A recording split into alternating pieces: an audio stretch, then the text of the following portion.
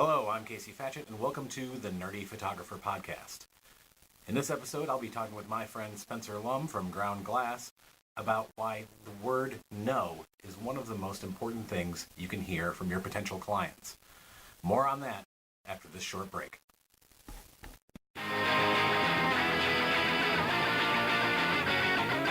Hey, does your web hosting really suck? Have you been hacked? Or is your site run incredibly slow? I recommend trying SiteGround. SiteGround has incredibly great pricing. It's $3.99 a month for WordPress hosting, and they will, for free, scan your website to make sure that there's no malware, that everything's running smoothly. So head over to nerdyphotographer.com/recommends/SiteGround. That's nerdyphotographer.com/recommends/SiteGround.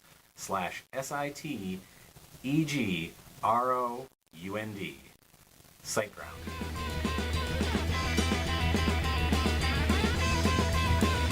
Well, you better start listening, better start listening, better start listening, better start listening, better start listening, better start listening, better start listening, better start listening, better start, better start, better start, better start, you better start, better start, better start, you better start, better start, better start, you better start.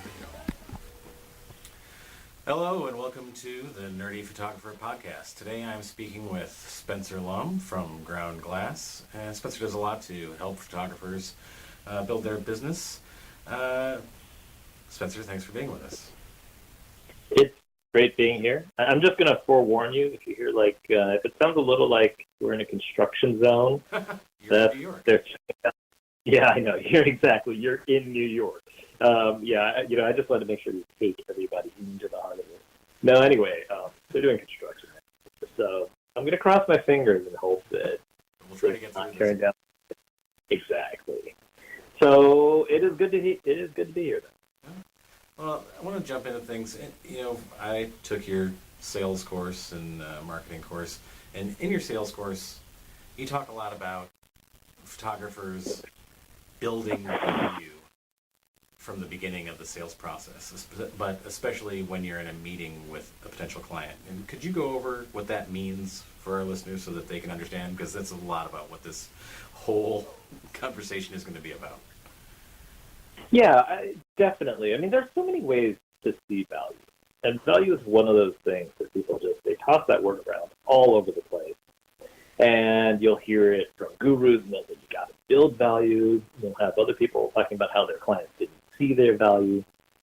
And it's so important to try to understand the idea of what value is and what it really means. Because people, they use it in all sorts of different ways. They don't always mean the same thing. And a lot of times you have people kind of just going in and making the assumption that they're going to talk to their clients and their clients are going to get it. Like if they see their pictures, they're going to understand the value of it. Or if they explain it, my pictures have this and this and this about them and whatever, they're going to understand the value. Or even just the idea that anything has this baked in value at all. Like there's a specific market value. And so my big thing is that really, I mean, first and foremost, before kind of getting into kind of what building value looks like, is the idea that really value is something that's totally arbitrary.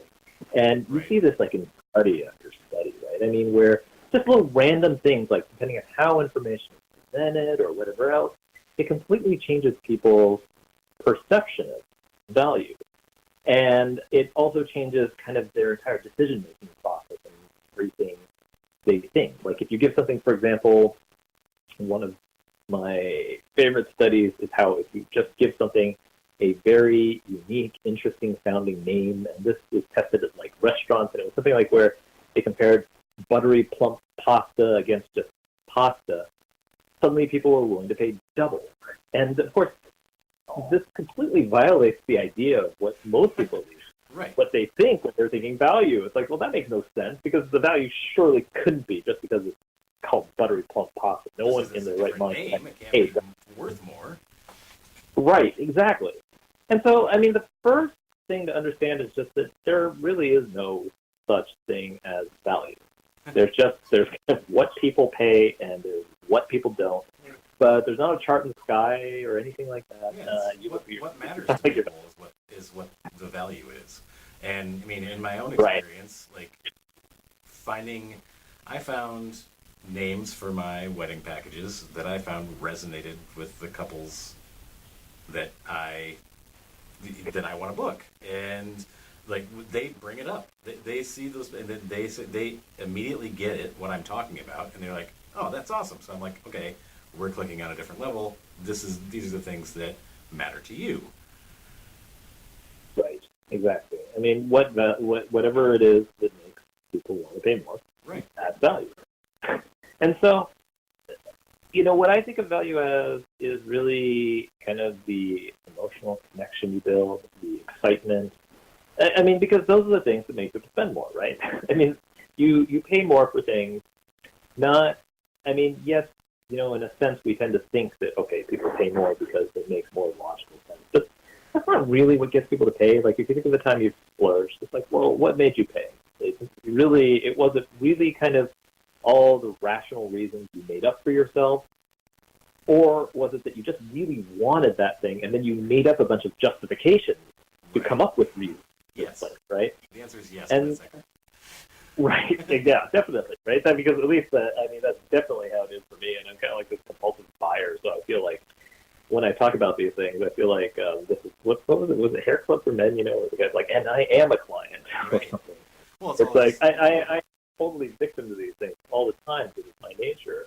And, at a certain point, you start to realize it's like, I am just making stuff up to allow myself to feel good about, right. okay with buying.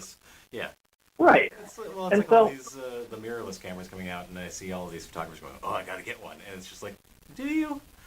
Do you really need to get one right now? You could wait. Exactly. I mean, all the time I've got stuff like that, right? I mean, it's like, you think, I got to get this. And it's like, and you're absolutely right. Like, do you? If anyone were to ask me that, and I were to, and I were going to be honest about it, it'd almost always be, well, no, not really. Well, but I do it all the time. Yeah, exactly. One of the most interesting things that we've had a discussion about, and you talk about in your sales process and how you do meetings, and I think a lot of people who are listening to this might find it really counterintuitive, but it's the goal that during a meeting of trying to get the potential client to say no to you. And I want you can definitely put this better than I can, but why is that important? Well, first I'm gonna give credit where credit is due. This is something I pulled out from the late great Jim Camp, and he was this master negotiator. And it's funny because, like, all the time, just as a slight digression, people are always looking for like the things like the new strategy. And the funny thing is, almost all the time, if you just know where to look and find the right people, you can almost always find the answer out there for everything. And a lot of times it's like it came from like 10, 20, 50 years ago. Right. This is one of those times. So Jim Camp, he's a great negotiator. That was the whole premise of his book. And that was kind of, when I first heard that, I'm like, I don't get it. Why do you want anyone to say no? That makes no sense to me at all. Because obviously you hear about like win-wins and how you're trying to get to yes, and there are all these like negotiation books and sales books built on the idea of yes. But what Camp explains, and my experience is exactly the same, and what I firmly believe also, is that you want to know, because if you think about a typical sales situation, that's the only honest answer you're going to get. Right. Like, there's really only one yes you want in a sales conversation, and that's the very last one when people say they will absolutely move forward. But every other yes, every other time people say something, it's almost always kind of a stall, or they're trying to get away. And let me give you an example. Like, let's suppose I'm sitting around and I say to you, hey, Casey, let's go out. You want to go out to a party this weekend? Well, if you don't want to, I'm going to say, sure, I'll think about it. Yeah. Right. Sure, I'll think about it, right? You say, that's a yes, right? You're giving me a yes, but you're not really. You're giving me a yes with a stall. Or worse yet, sometimes we give people a maybe. Oh, let me think about it, maybe. And the thing is, well, what am I supposed to say to that at that point? I can't say, if you say, sure, that sounds great, let me think about it. Or sure, but let me go check something and get back to you.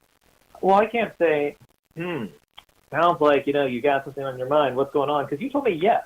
it doesn't really sound like you've got something on your mind. So there's nothing I can reply to go any further in the conversation at that point. And so when most people say a yes, and definitely of course when they say a maybe, they're basically just kind of stalling, trying to get home and be done with the whole conversation so they can go back to their regular life, because people don't want to be in a sales situation, right? They don't want to get sold. Right, they don't want to be sold.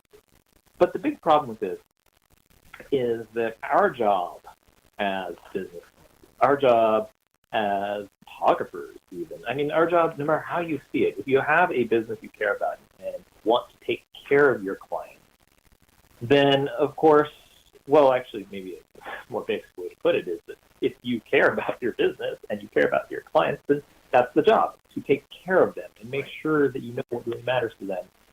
But the thing is that if you think about how most sales experiences go, you basically try to stay as little as possible, because we've all been in those really slimy meetings where people try to trap you into something, and if you tell them too much, they're going to use it against you, right?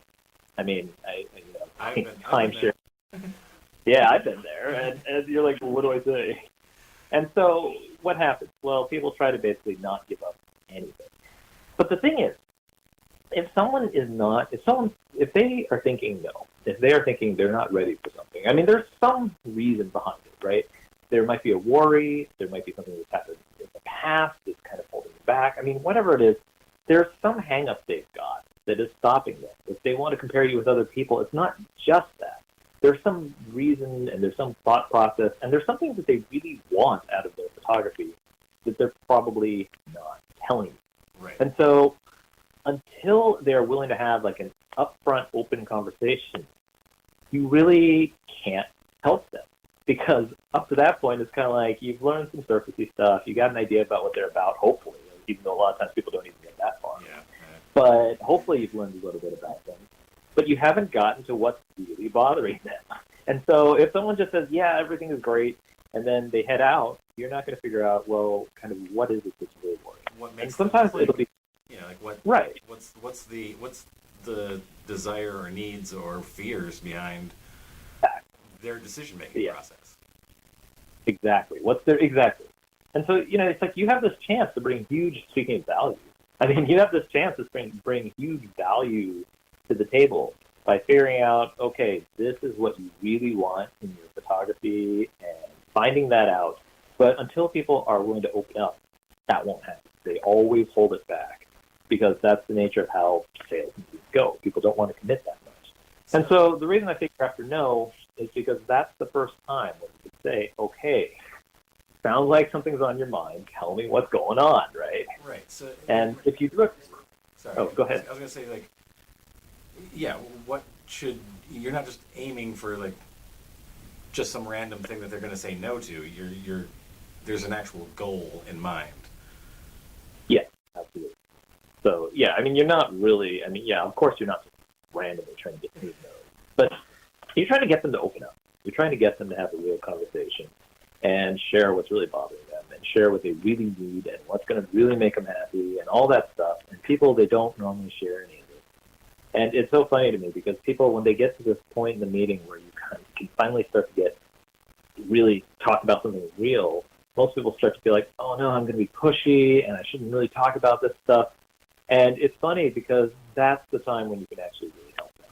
And so usually people actually start to back away at the exact time when you can learn about those deep needs that are going to mean that your client's not going to have to worry about whether you get them or not, or whether you can take care of them, or whether you're going to get the pictures, because if you've talked with them about it and shown that you're going to help them through it and address it, then suddenly like their world gets 1,000 times or 1,000% better. And yet, if you look at most sales meetings, that's when people start to worry, like I'm creating too much pressure. And what's happening is they're coming to this mindset of like, people are seeing me as slimy, and I don't want to look slimy, right, and stuff like that. But if you think about it, that's not. If you're walking to a sales meeting and your only thought is I don't want to look slimy, that's all about you. Right. You're worried about. You need to be focused on the people across the table from you. Totally right. You need to be focused. Exactly. It needs to be all about them. And what people don't understand is, like, if you come in and you really make it all about your client, they will not see it as slimy. They will be thankful, appreciate that you're trying to figure out what's really going on. And that has to be throughout the whole meeting. Right? So the first time you talk with people, or even in your marketing, what you talk about. Yeah. But if you set that up from the beginning, no one sees you as slimy. They see you as incredibly helpful. It's an expectation, and it's a natural extension of how much you care about your clients. It's not that you want to find out what really matters to them, and if you've set that up leading up to that, with this is what I care about, and I care about you and what matters to you, it doesn't seem slimy. It reminds me a lot of, we've talked about this book before, To Sell is Human. And it's about, reading people, and it's like unless if people are on guard, unless you've gotten them to sort of, you've broken the ice and you let them know it's okay to say no to something, that you're not, like you said, you're not getting honest answers, and you're not getting, you're not finding out what they need. Yeah. I have, that book, The Game? Yes. About the pickup artist, Neil Strauss. Yeah. So I was actually, I'm way late to the game. I was just reading that. And one of the things I learned about was, and this was really interesting because as soon as I read that, I saw a connection with sales and also with marketing, of course. But it was a really interesting thing. So he's explaining that if you are sitting around, and for everyone who hasn't read The Game, I think I already gave it away, but it's just about, you pick up this guy and his whole story about how he learned to be like the world's best pickup artist or whatever. And so he explains that if you are talking to somebody, like let's say you're picking up someone on the street and you're talking with them, the very first thought that they have is, you're using up my time, how soon can I get away from you? Right. And so he explains that unless that person is instantly attracted, and usually they're not going to be, one of the things that you have to do is you have to signal that you're not going to be using up a lot of your time. So you could say something like, hey, I got to go in a couple minutes, but I blah, blah, blah, and ask a question. Or you can even signal it through body language by looking like you're going to step away, so they don't feel like, oh my God, I'm going to be stuck in this conversation. Right. But the funny thing about that, right, is I'm looking at that, and on one hand, if you're only focused on the fact that you're trying to hit on someone, then maybe you're thinking this is this really manipulative technique. But actually, really, if you think about it, you're actually addressing someone's concerns, right? Right. It's like you're letting them know you're worried about this. I'm going to let you know that you don't need to worry about it. It's okay. And so the point being that a lot of times what we think, we make the world about ourselves. And if you make the world about whoever it is, apparently even when you're picking people up, not something I'm very good at, so not my area of expertise. But when you let other people understand that what you're doing is for them, and because you care about them, and you're thinking about how to take care of them, it never comes across as slimy. It comes across as helpful. People appreciate it. Yeah. And so the idea of looking for no is just, in a way, it's kind of a way to be on that path of making sure that you're doing your damnedest to help whoever it is that to help that person in front of you and take care of them.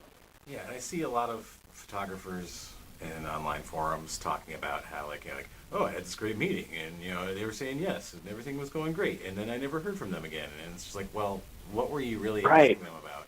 Were you like, oh, I was showing them my pictures, and they really loved the pictures, and they were just like, and I showed them the pricing, and they really loved the pricing. I'm like, well, did you talk about them and their wedding at all? And what really matters to them? And they're like, what? And you're like, yeah, all the time, right? Yeah, and it's just like, okay, maybe you should have asked them some questions instead of just, I think that people want to be nice, and they think that the sales process of being like, I'm going to be really nice to you, and I'm going to show you my stuff, and my pretty pictures should be what it's all about, right? And it's not. It's a lot of it is these are great photos, but what else? I always think of Eddie Murphy. What have you done for me lately? Right. It's like, what are you really doing for me other than taking these pictures? Yeah. And I think that's a perfect. I mean, that is such a good description. How many times, like you said, like how many times have you heard it with people? Like, the meeting went great, and then they're like, and then they're just sitting there wondering, are they going to book? Are they not? And then the people, they ghost, right? The client, the potential clients, they ghost and they never get back. And you're sitting around thinking, like, I don't get it. The meeting went so well, but I mean, the thing is, like, most couples are not going to be say something really nasty or something. Even if they didn't like your pictures, they're probably going to just pretend and be friendly, because who would want to do otherwise? You don't want to create a confrontation. Right. You don't want to be confrontational. Like, this is from a meeting that I had, and I ended up booking the wedding, but it was like the groom to be said, like, well, a photographer's a photographer, right? Like, it doesn't matter who we book. And, that was that's definitely a fork in the road in that meeting. Like, I could be confrontational and be, like, well, no, I'm really great, and this is why you should, hire me. Or I could turn that around and say, why do you say that? Like, what does this mean to you? Like, why would you, what is that, how you feel about this? And that was the turning point in that meeting, and I booked them right there. Like, at the end of the meeting, they were just like, yeah, this is great. So, Nice. You have to work on, like, if you see that moment present itself, you can't, like, get offended when they say no either. Yeah. You absolutely can't, because it's really not about you. It's about that. And, I mean, you can, like, if someone really isn't fit, of course you don't have to take their business. But at the end of the day, the person sitting in front of you, is like, your job as a business owner is to take care of that person. Doesn't mean you have to take their business. Doesn't mean every client is perfect or anything else like that. But still, when you kind of project that attitude out there, it just completely changes the way the interactions go. And I love that example you just gave, because what's the first thought, right? You want to get defensive, and you want to sit around and you want to start, like, pushing back against that statement. Right. But what they're really doing is they're giving you an opportunity. They're giving you an opening. Yeah, that's a to huge kind opening. of go deeper. Yeah. Yeah. My initial thought, like, trust me, my initial thought was like, what did you just say? And then I thought, rein it in, and we got to take, all right, this is the direction. This is you just opened a door for me to walk through, and we can have a real conversation about, like, what matters to you. Yeah, nice job on that. I feel like it's always like this gut reaction. It's like, you can't get rid of the gut reaction usually. Yeah, no. You just gotta think what you think. But then you gotta you need to almost instantly take a step back and say, well, wait. What are they really saying here? Yeah. I think, like, one of the ones I hear all the time is you hear people say, someone will say something like, whatever, I'm just going to make it up. Let's say, they'll say, can you throw an engagement, for example. And people will get offended because, as a vendor, as the seller, it feels like they're not appreciating you, they're not seeing the value, stuff like that. But what so many people miss in a situation like that is, someone wouldn't really ask, can you throw in an engagement session, unless they had some level of interest. Right. And what they're really signaling is, I'm actually kind of interested in working with you. But I don't know if I trust you yet. Right. And so it's kind of like they've thrown that out there, and the real, if people heard the real message, which is, I'm interested in working with you, but I still need a little, maybe more persuading or a little more something, but I'm interested. They would realize that a lot of the times these signals are actually positive signals, and they're opportunities. But of course, just that knee-jerk reflex gets in the way, and then kind of, like, it blinds us, and we keep pushing on trying to show people either really awesome, or trying to show them they're wrong, or whatever. I mean, people. Also, I think that's also partially due to our, social media lives, where people feel that they need to talk themselves up all the time. And I feel like that a lot of people come into those meetings with clients feeling like, I got to talk about how great I am, and talk about how great the pictures are, and I got to talk about how, awesome I'll be if you choose me to photograph your wedding or your portraits or whatever, hire me. And they're so busy, like, saying how great they are that they completely lose track of, you've got these people in front of you, and this is the best time to make a connection with them. And as we started out this whole conversation, build the value for them. And we're kind of getting to a point where I know that people like to hear examples, and so I'm trying to think of like questions like you don't want to just throw, like we said before, you don't want to just throw out like some weird question that so to get them to say no, because that completely defeats the purpose of what you're looking for. Like, what are some examples of questions that you're kind of like reaching for that no answer? Right. Well, I mean, the first thing to understand, I mean, it's really a mindset thing, right? I mean, going for no, what at the core of it, what it's really about is understanding that you are there to serve people, and you have to be unafraid of having real conversations, and you have to not be thinking, do I look like a salesperson or whatever, because all that, it just gets in the way, and it does no good, and it will not improve the meeting in any way. So it's important to understand that a big chunk of it is just kind of this mindset of how do you deal with all the things that are presented your way. So, I mean, a simple question you ask is you just ask people if they want to move, like, at some point you ask them if they want to move forward, right? And that's the easy and probably most common example I give, because that's the one that can come up, or should really be coming up almost every meeting. But I can't tell you how many people tell me it's like, I never asked. I just finish it up by, like, I don't know, I send an I'll talk to you soon. I'll talk to you soon, right? Which is such a horrible experience, because if you think about it, usually when people say that, they've just shown their prices, because that's the typical end point in a meeting. So they've just left their clients on the worst note possible, because they've shown some prices, and now people are thinking about money and how it's going to hurt to part with that money. And then it's like, okay, I spent all this time trying to build goodwill in the meeting, and then I'm going to end it on this note where it's all about how much misery hiring me will cost you. And then I'll see you later. Give me a call if you, let me know if you have any questions, or yet, people always say, it's like, okay, if you have any questions, and everyone always replies like, no, I'm sure I'll come up with some later, which they never do. No, and that's the end of the meeting. They've already like written it off at that point. Right. It's like, okay, this meeting's over with. Yeah, exactly. And so the idea of going for no, I mean, it's just more about like whatever presents itself. That you can't be timid about it and say, I'm just looking for easy questions that are going to say yes. You have to ask questions about like you have to ask the question that normally people are afraid to ask. What is really bothering you? What is really going on? What's stopping you?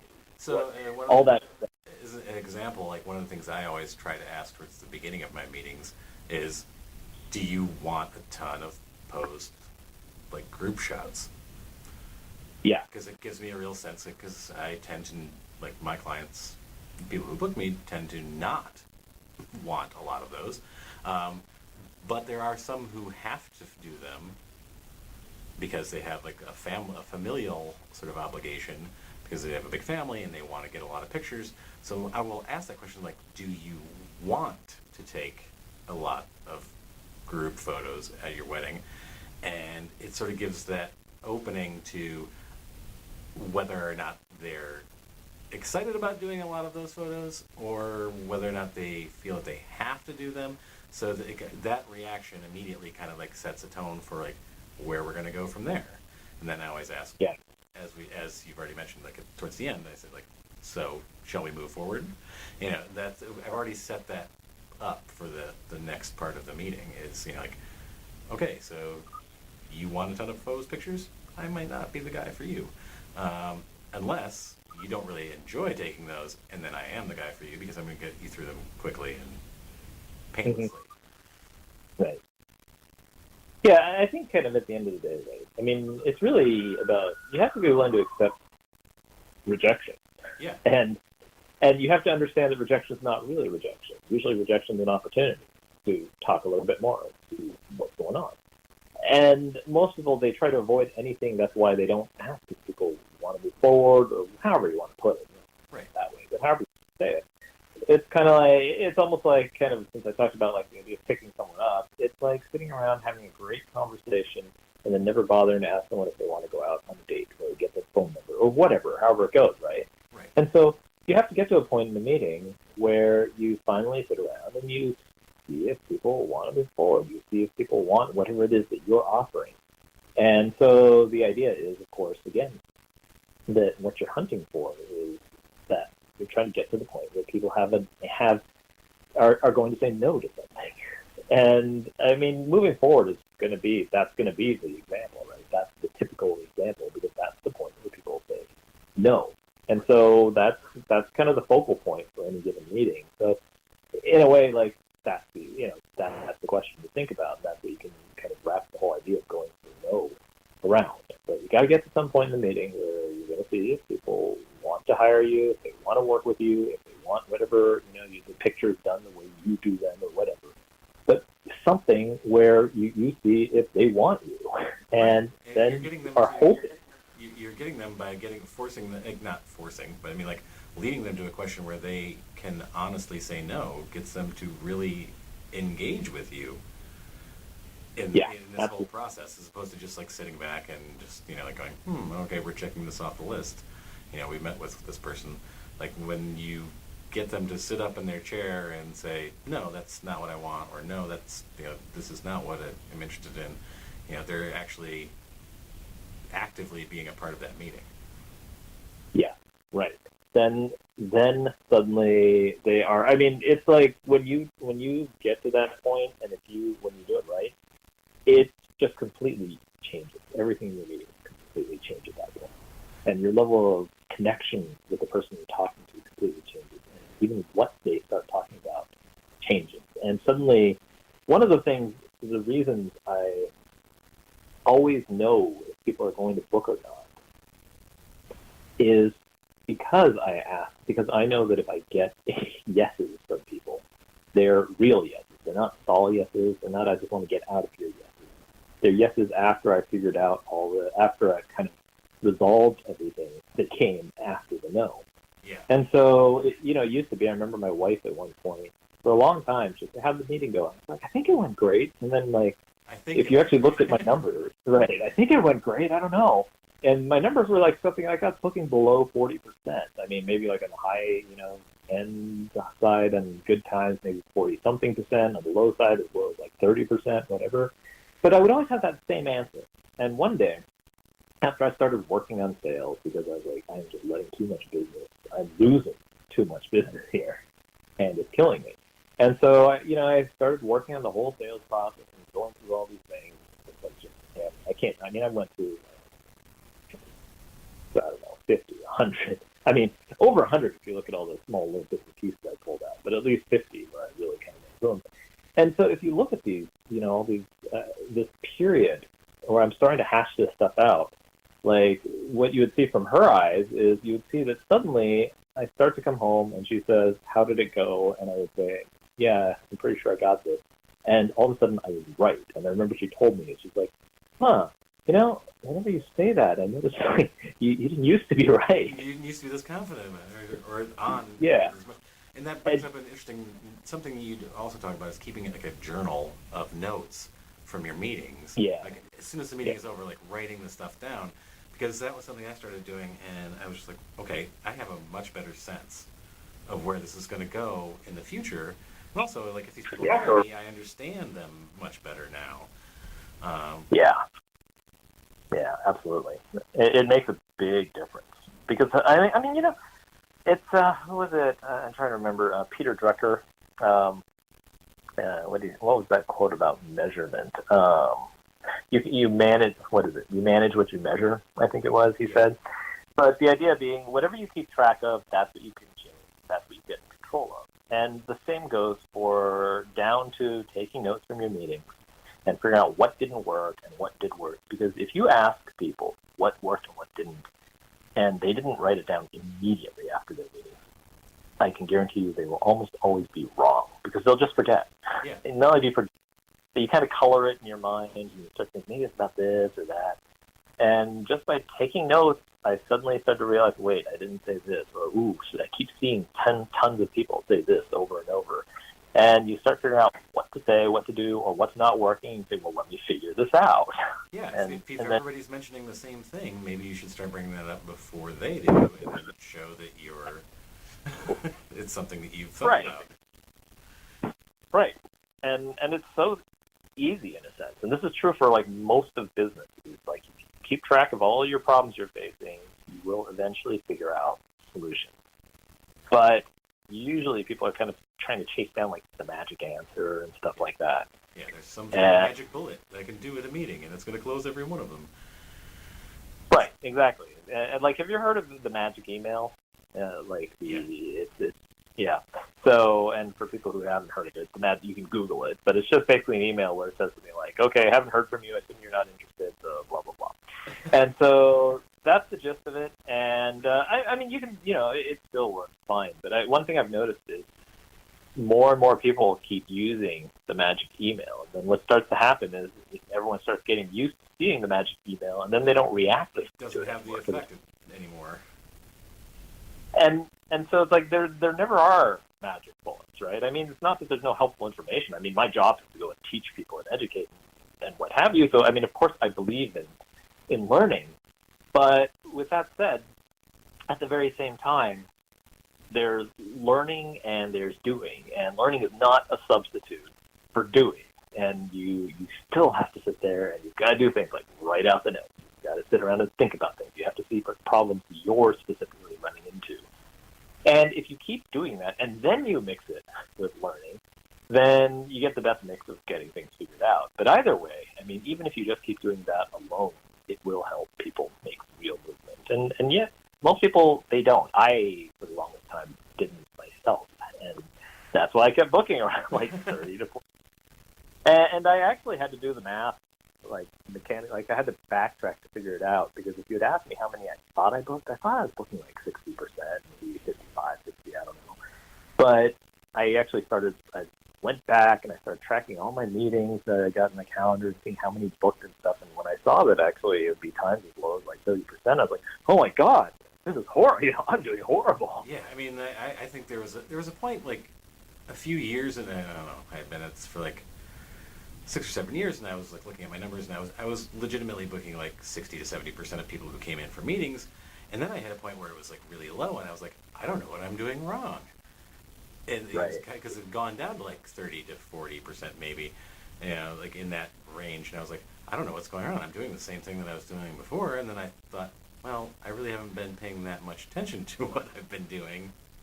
Right. Just having conversations with people, and I realized that in the other times when I was doing really well in the booking, it was because I was having conversations that were more based on what they wanted.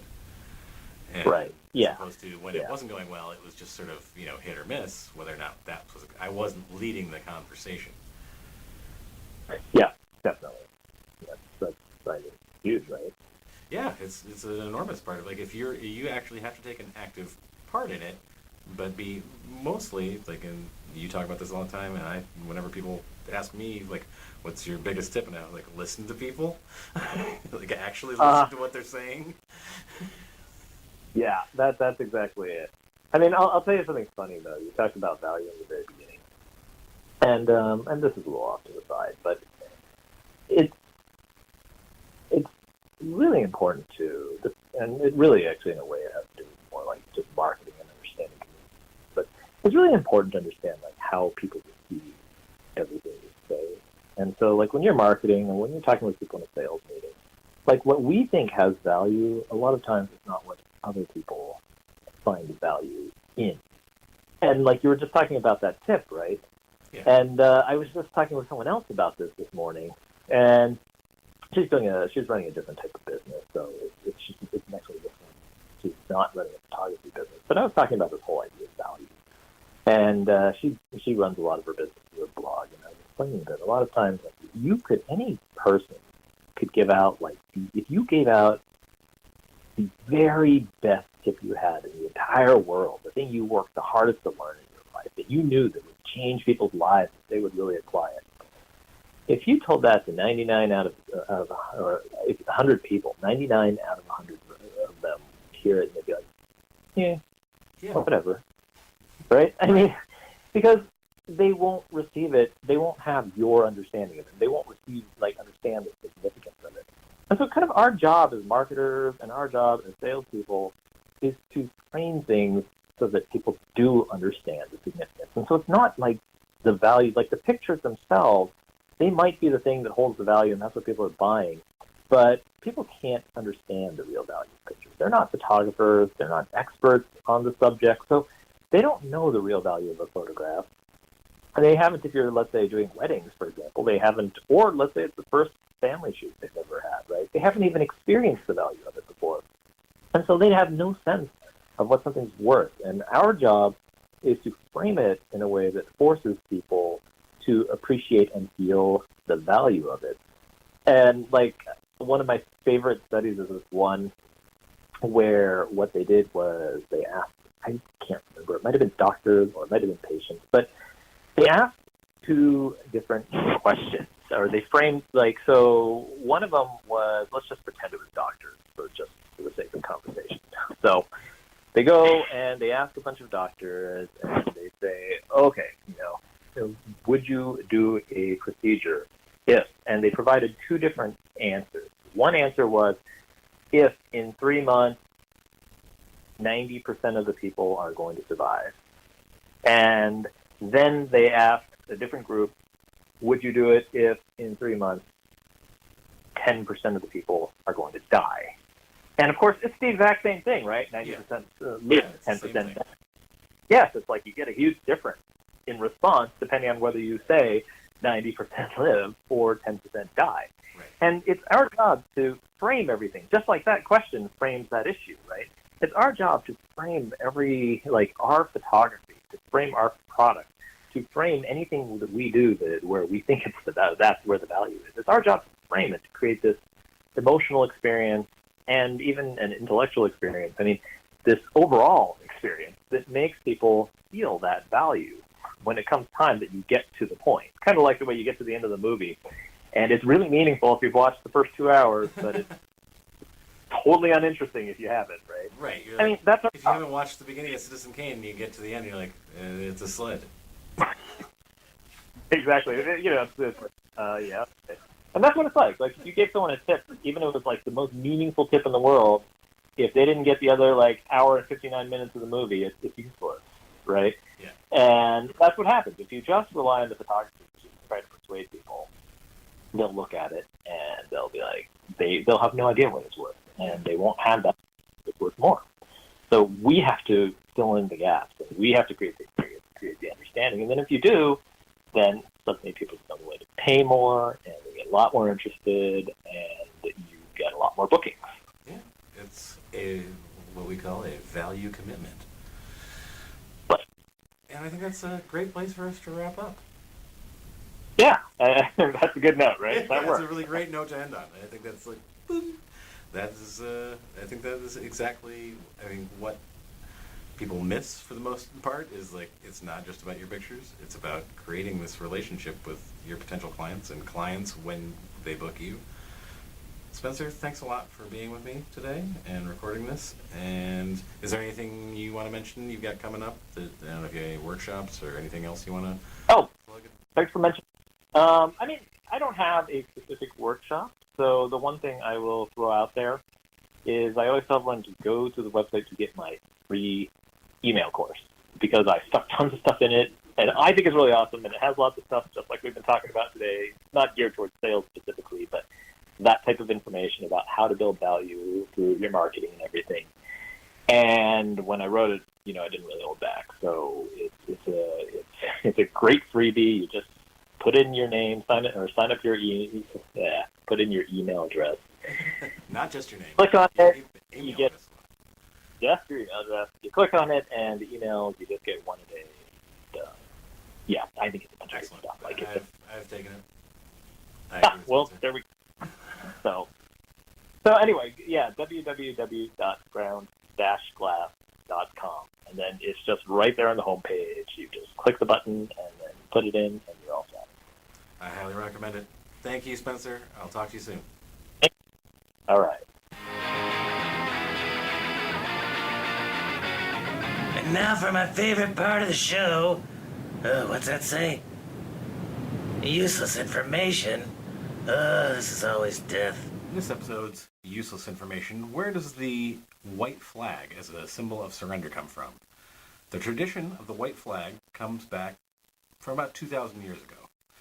In the West, the Roman historian Tacitus mentioned a white flag of surrender that was used at the Second Battle of Cremona in 69 AD.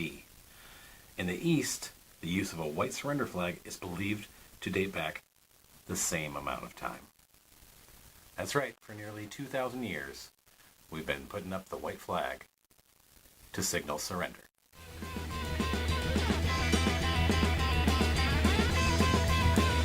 Well, you better start listening. Better start listening. Better start listening. Better start listening. Better start listening. Better start listening. Better start listening. Better start listening. Better stop. Better stop. Better stop. Better stop. You better stop. Better stop. Better stop. You better stop. Better stop. Better stop. You better stop.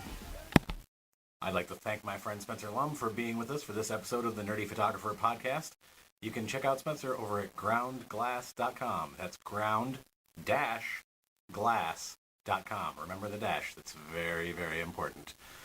And if you are enjoying the Nerdy Photographer Podcast, you can subscribe now on iTunes, Spotify, Google Play, or head over to YouTube and subscribe there. You can also support the Nerdy Photographer Podcast on Patreon at patreon.com/nerdyphotographer. Until next time, talk nerdy to me.